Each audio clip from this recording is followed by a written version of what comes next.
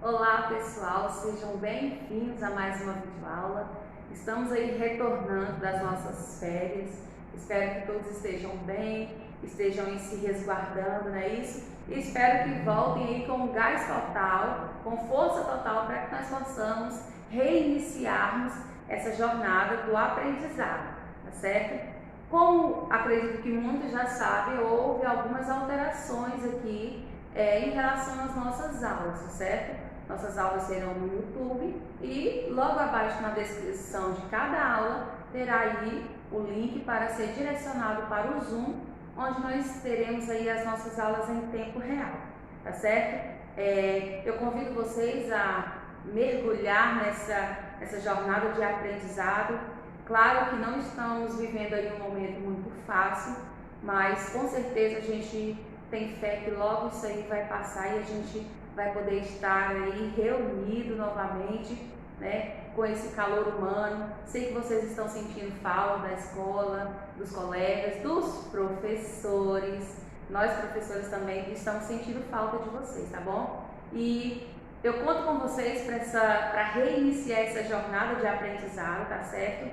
De início eu quero dizer que eu fiquei muito feliz com a resposta que vocês nos deram através de atividades, através de questionamentos no privado, né? Agora nós teremos aí um Zoom para que esses questionamentos sejam feitos e possam ser respondidos para um aprendizado de sucesso, né? Isso, um aprendizado de êxito, um aprendizado mais personalizado, tá bom? Então, hoje nós falaremos de um assunto que essa turma gosta muito, que eu sei, tá? Nós falaremos sobre redação, as competências que necessitam estar numa redação para que uma redação possa ser analisada pelo corretor de uma forma brilhante, né? Com uma nota máxima, com uma nota boa, tá bom? Fique aí na nossa aula, né? Abra o seu entendimento, abra o caderno também para fazer as anotações, tá bom? Que nós vamos começar nossa aula falando sobre redação. Para termos uma estrutura, para seguir uma estrutura de uma redação bem sucedida, foram estabelecidas 5 competências, tá? A pessoa que produz essa dissertação, ela deve seguir esse passo a passo, ela deve seguir essas competências para que o corretor, ou seja, aquela pessoa que vai ler aquele texto, ele identifique essa estrutura no decorrer dessa redação. Nós temos 5 competências que nós veremos a partir de agora. Nós vamos começar pela primeira competência, que é demonstrar o domínio da norma culta da língua portuguesa. Para começar a falar sobre essa primeira competência, fica claro que é necessário que aquela pessoa que está produzindo essa dissertação, ela precisa ler, tá certo? Por quê? Porque à medida que nós vamos lendo, nós aprimoramos o nosso vocabulário, nós aprimoramos a nossa escrita, nós trazemos aí para a nossa linguagem, do nosso dia a dia, várias palavras diferentes, trazendo aí um repertório mais rico na forma de comunicar, tanto na escrita como na comunicação oral, certo? E nessa primeira competência, ela fala sobre o domínio da norma culta da língua portuguesa.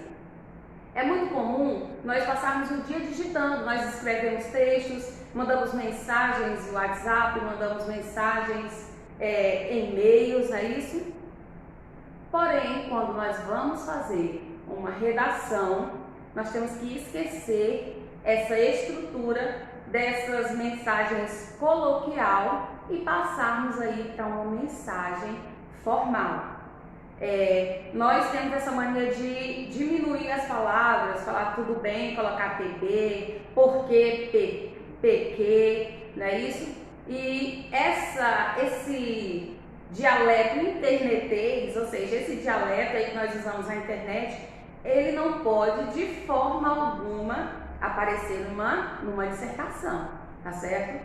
Existem os erros que tornam uma redação insuficiente, uma redação mediana e uma redação satisfatória, tá? Nós vamos ver aí alguns erros que nós devemos evitar para não tornar a nossa produção de texto, a nossa redação, uma redação insatisfatória, sem atingir uma nota satisfatória, uma nota que seja de uma redação estruturada, tá bom? Vamos lá. O que nós devemos evitar? Erro na grafia. Professora, o meu processo de alfabetização não foi como eu queria, eu tenho muita dificuldade na escrita, eu escrevo muitas palavras erradas, eu troco muitas letras. O que eu devo fazer? Nós acabamos de falar a respeito disso.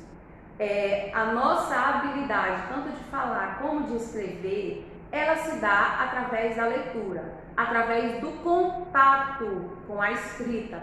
E a escrita nada mais é do que um sistema alfabético, né? Então, para eu saber como escreve uma palavra, eu tenho que ter o contato com essa palavra, eu tenho que ver na minha frente, eu tenho que ver como é que é feita essa forma de sinais gráficos, que são as letras.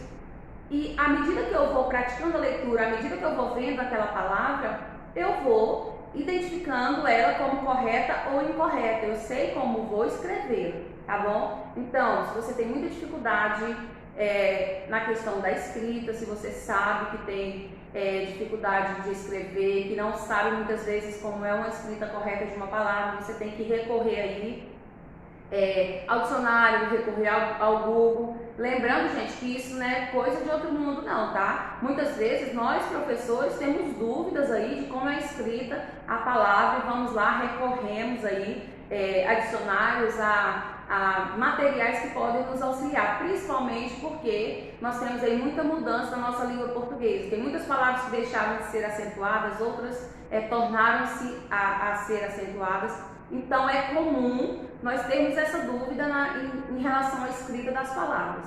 Mas o que eu quero dizer, para que você tenha uma linguagem, né, formal, adaptada para escrita de uma redação bem sucedida, você precisa ler, você precisa pegar textos de redações de pessoas que tiraram notas máximas, ver essa estrutura. Ou seja, quando você quer conhecer alguém, quando você se interessa por alguém, quer conhecer alguém, a primeira coisa que você faz é o quê? Estabelecer um vínculo, tornar que aquela pessoa seja próxima sua, tornar que aquela pessoa converse com você. Na língua portuguesa da mesma forma.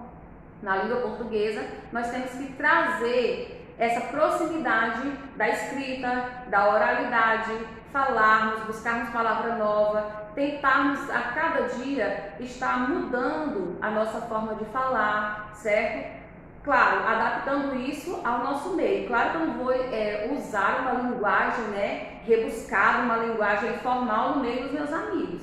Eu vou utilizar uma linguagem coloquial, mas eu tenho também que ter esse outro repertório, né? Esse outro repertório de muita leitura, de palavras novas, tá certo? Então essa leitura constante, essa procura por textos, por redações, por estrutura de redações, vai fazer com que você se diferencie na sua redação, tá bom? Outra coisa que você deve evitar, o uso erroneamente de crase, o uso erroneamente da vírgula. Nós vimos aí uma aula anterior aí sobre o uso da vírgula, né? Como eu devo usar a vírgula, não devo usar a vírgula entre o sujeito e o predicado, entre o verbo, certo? Então, qualquer dúvida que você tenha a respeito do uso da crase ou da vírgula, né, esteja olhando essas aulas, não xingar, mesmo que você aborde um tema que você tem que passar ali para a pessoa, para o seu corretor, que você não aceita aquela problemática que é colocada, porém você não pode, né, fazer nenhum tipo de xingamento, porque aí já desce o nível da sua redação. Quando o corretor já pegar para corrigir, ele já vai ver de início que você não sabe organizar uma estrutura de uma dissertação. Falta de concordância. O que é essa falta de concordância? A falta de concordar o verbo, né? Nós vai, nós foi, essa concordância dos verbos, essa concordância do sujeito com o predicado, essa concordância do adjunto adnominal. Então, essa concordância que você, para saber a estrutura dela correta, precisa conhecer, né, as formas, o verbo, você necessita ter um conhecimento prévio, né? Um conhecimento anterior para que você possa utilizar essa concordância correta, tá bom? Outra coisa, nunca usar a linguagem oral no lugar da linguagem escrita. Vocês já viram que quando nós falamos, nós engolimos aí um monte de palavra, tá? Nós falamos rápido às vezes e engolimos um monte de palavras.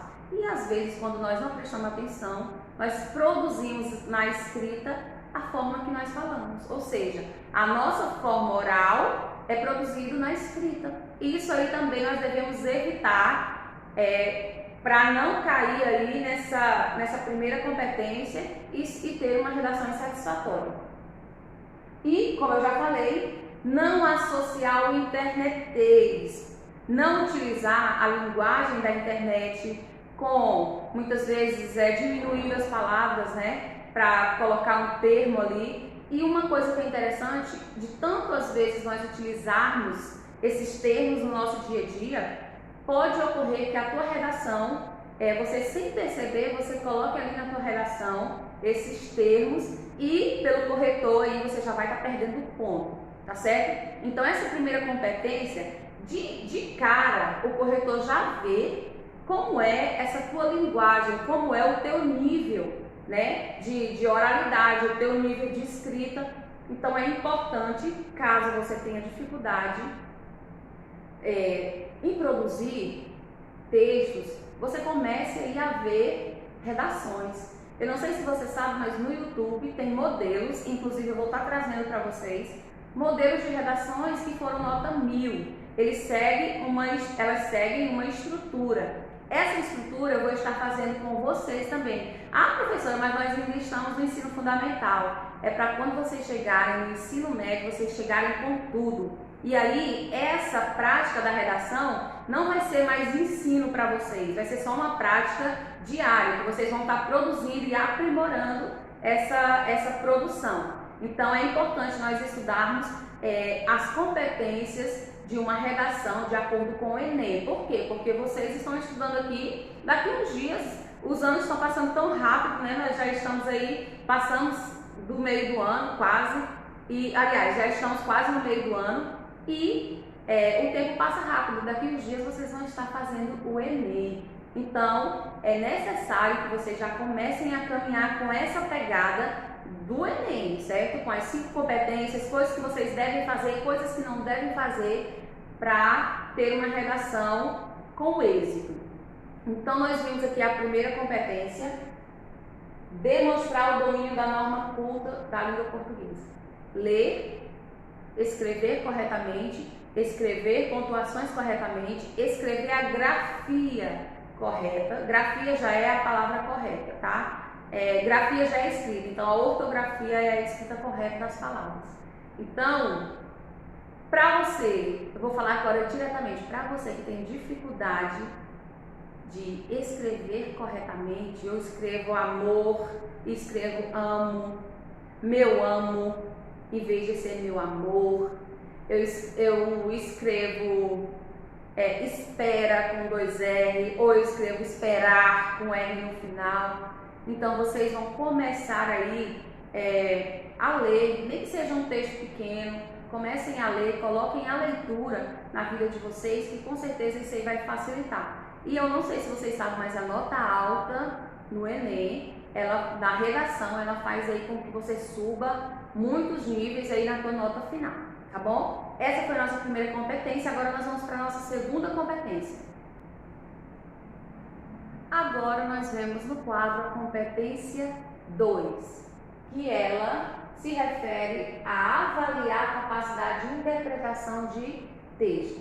Nós sabemos que todas as vezes que é proposto fazer uma dissertação argumentativa, também é proposto os textos motivadores. O que são os textos motivadores, professora? São aqueles textos que remetem aí ao tema da redação. Eles falam a respeito da redação. Tanto eles podem ser escritos em forma de texto, como eles podem ser escritos através de gráficos, tá bom? E sempre a função desses textos motivadores é passar informação para que a pessoa que esteja produzindo aquele texto, ela junte e organize a estrutura desse texto a partir também dessas informações extras que vieram nesses textos motivadores. Professora, é possível eu ter uma noção do que eu vou escrever através dos textos motivadores? Sim, é para isso que os textos motivadores servem, para dar uma noção, para que a pessoa que lê interprete, para que ela construa argumentos, que ela possa opinar, construindo justificativas para aquela estrutura da sua redação, tá bom? Então, essa competência 2, ela vai avaliar a capacidade de quem vai produzir a redação de ler, de organizar o seu pensamento e identificar a proposta da redação, tá bom? E ela analisa também se o candidato foge do tema e não cumpre a proposta. É bem comum, como eu disse, ter 3 textos motivadores, 5 até 5 textos motivadores, já teve aí na prova do Enem. E aí a pessoa começa a ler o primeiro, ler o segundo, vê o gráfico no terceiro, vê uma campanha publicitária no quarto texto, e aí ele começa a se confundir a respeito do tema proposto pela redação. Os textos motivadores, eles são para organizar para direcionar, direcionando essa interpretação para um fator comum, para o tema proposto para essa redação, tá bom?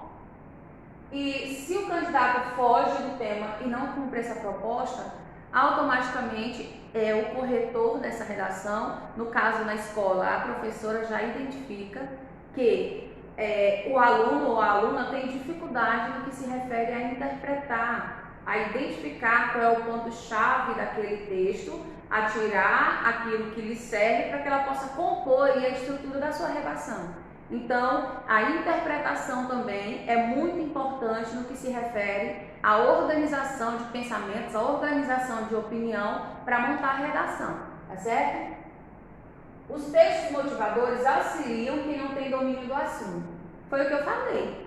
É possível alguém produzir uma redação do zero sem ter conhecimento do assunto. Por quê? Porque os textos motivadores, eles vêm te dando dados, eles vêm te dando informações que, se você usar ela de forma inteligente, o corretor nem vai perceber que você era leigo naquele determinado assunto, tá bom?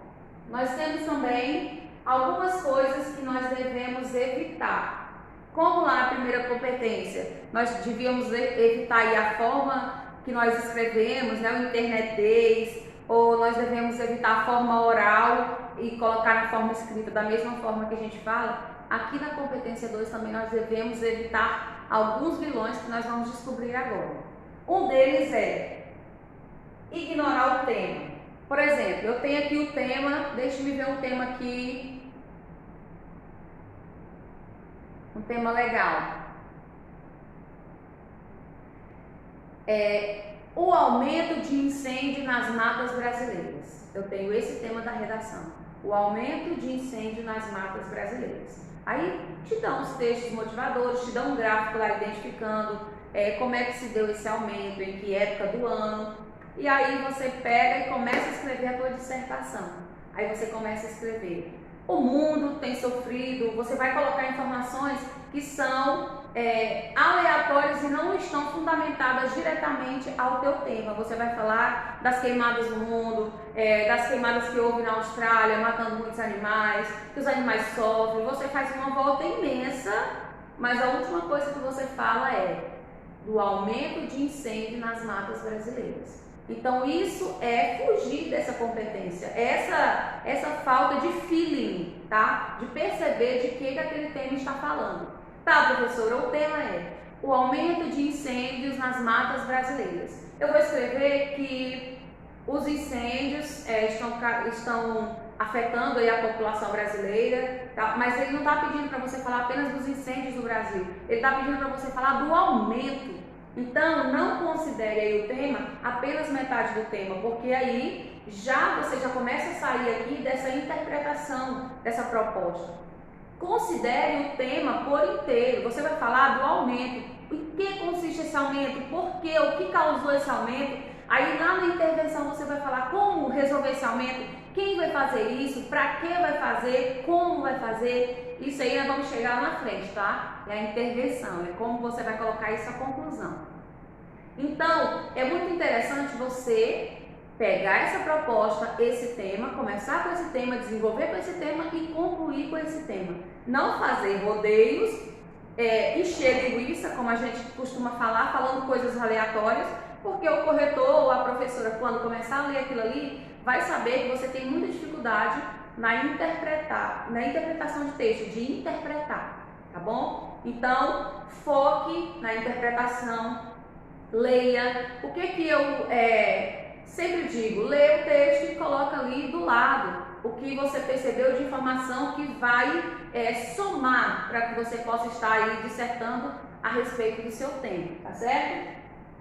Então, nunca, jamais, never, jamais, no francês, você pode ignorar o tema. Se o tema é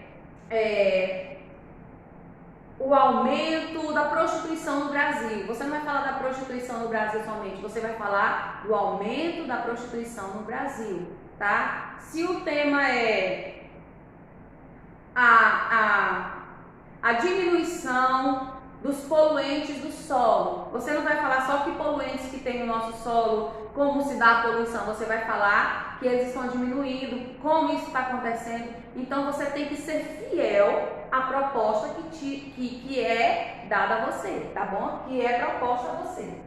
Então, colocar outros traços de outros gêneros, então é isso que você deve evitar também. Tá, professora, como é o formato de uma redação?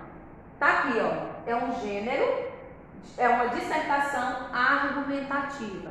O que é dissertação? Porque você vai justificar algo, você vai escrever a respeito de algo, você vai explicar a respeito de algo.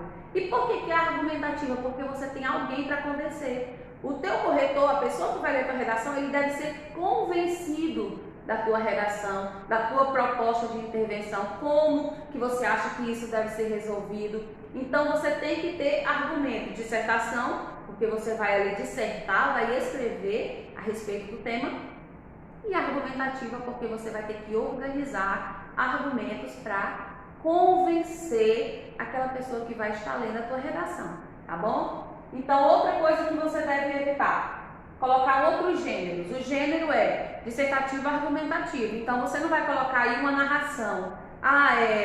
Aconteceu isso, aconteceu isso, e você não vai narrar nenhum fato, você não vai ser narrador, nem narrador onisciente, nem narrador testemunho, você não vai ser narrador, tá bom? Não misture os gêneros.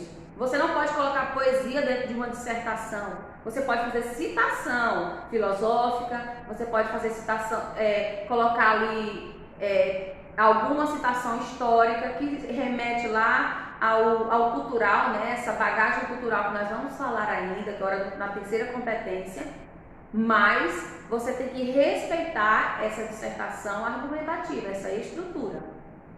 Outra coisa que não pode acontecer, reproduzir cópia dos textos motivadores.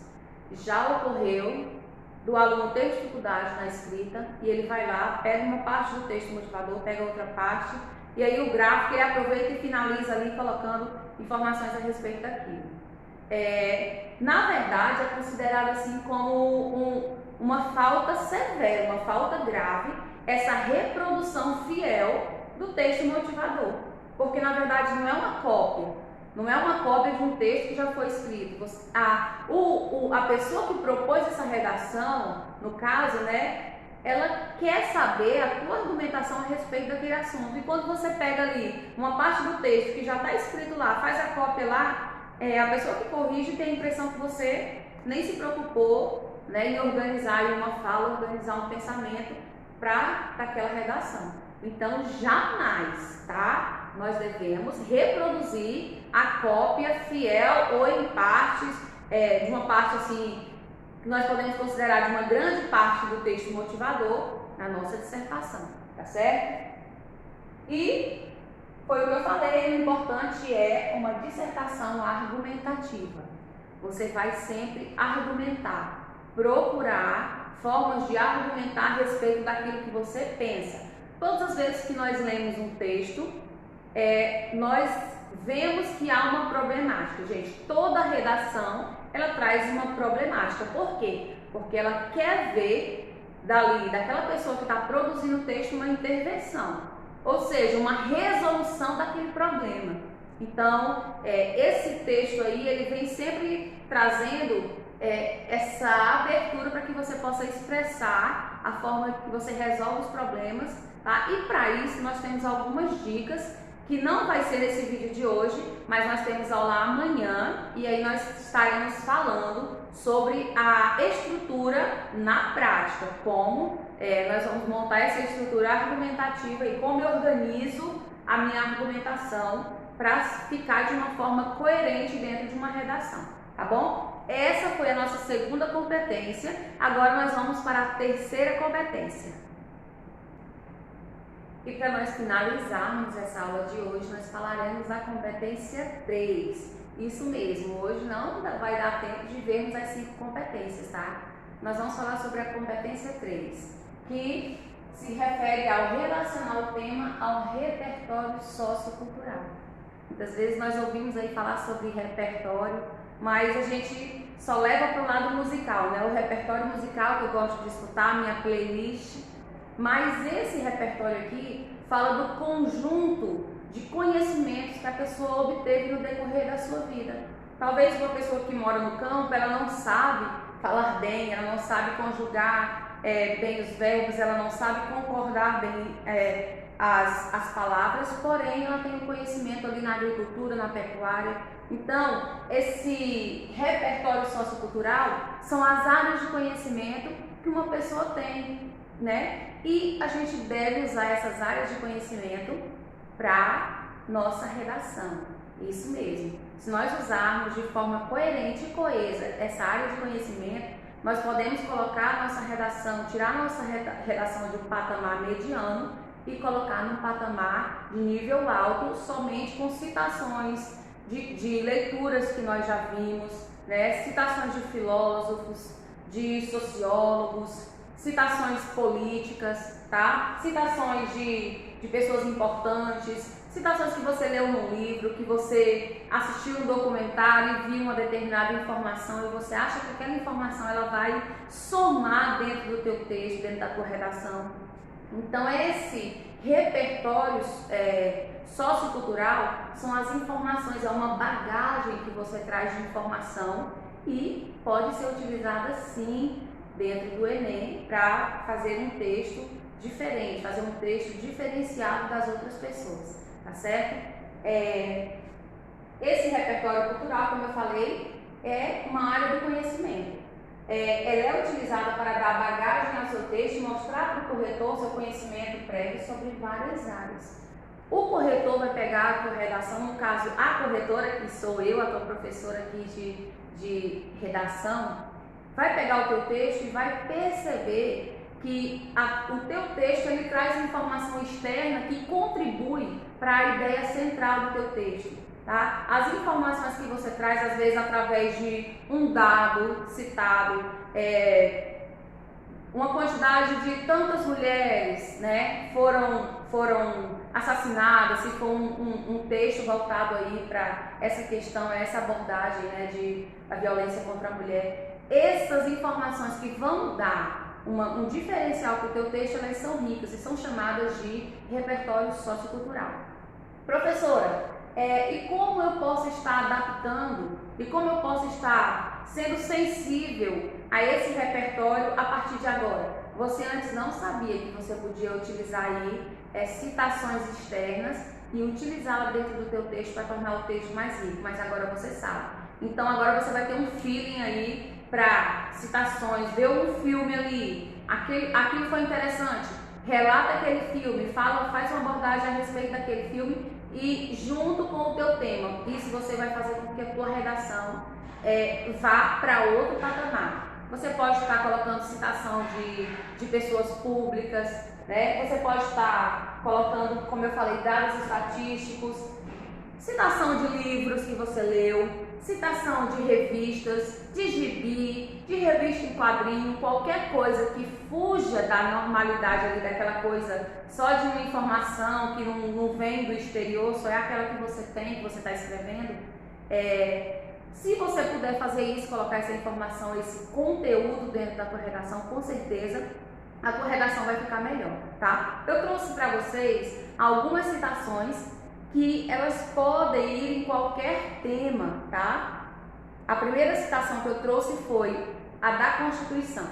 Eu estive olhando aí as 44 das redações que tiraram 1000 pontos no Enem. Lembrando que são 5 competências, porque elas são avaliadas e cada uma dessas competências corresponde a 200 pontos. Se a pessoa preencher todas essas competências, ela tira 1000 pontos, que é a nota máxima do Enem, tá? E é a nota máxima também da prova de redação na escola. E uma citação, ela foi tirada do artigo. Das 44, 32 pessoas dessa redação com nota 1000 remeteram aí uma parte da sua redação para falar algo sobre um artigo da Constituição. Por exemplo, a citação: todos os seres humanos nascem livres e iguais em dignidade e em direitos. Uma citação dessa está lá no artigo 1 da Declaração dos Direitos Humanos, e uma citação dessa ela entra aí quando fala de discriminação, quando fala de qualquer tipo de violência. Por quê? Porque defende os direitos humanos, é isso? Então essa citação ela entra aí num vasto leque de propostas de redação. Nós temos outra citação também, que ela entra aí no desenvolvimento, ela entra até numa parte de uma conclusão aí, que se encaixa perfeitamente, que diz assim, ó, ela é uma citação de Bauman, filósofo e sociólogo polonês, que diz assim: não são as crises que mudam o mundo, e sim a nossa relação a elas. Entenderam aí? Então ele fez uma citação, e uma citação dessa antes de uma resolução da problemática é uma bomba na tua redação, ela leva a tua redação lá em cima, tá? Então, você sabe que toda proposta de redação, ela vem com uma problemática para você fazer uma intervenção. O que é isso, professora? Vem com um problema que é para você descobrir como é que vai resolver aquele problema. Não de forma ideológica, de uma forma, que é uma forma que não acontece, mas de uma forma objetiva para resolver o problema, certo? Outra citação também do Confúcio, que é um pensador e filósofo chinês, que diz: se queres prever o futuro, estuda o passado. Tá? Então, muitas citações elas dão embasamento, elas dão uma firmeza para os seus argumentos, porque a gente sabe que, como eu já falei, é uma dissertação argumentativa. Você escreve, mas você precisa de argumento para convencer aquele que está lendo ali o que você escreveu, que a tua redação realmente tem firmeza, tem coesão, tem coerência, tá bom? Então, essa competência, que é trazer esse repertório sociocultural para a tua redação, ela é muito rica e faz com que redações cheguem às notas máximas, tá? Como eu falei, foram 44 redações aí que eu dei uma olhada, que tiraram nota 1000 no Enem de 2019, e mais ou menos aí 33 e 32 delas fizeram de 2 a 3 intervenções assim, com repertório sociocultural, trazendo citações de outra pessoa e interligando com os seus argumentos dentro da redação, tá certo? Nós veremos aí na próxima aula a competência 4 e a competência 5 e colocaremos aí em prática uma estrutura de uma redação, tá certo? É o seguinte, nós temos aqui embaixo, na descrição do vídeo, o link do Zoom, e eu aguardo vocês lá na nossa aula, tá certo? Tchau, tchau e até já!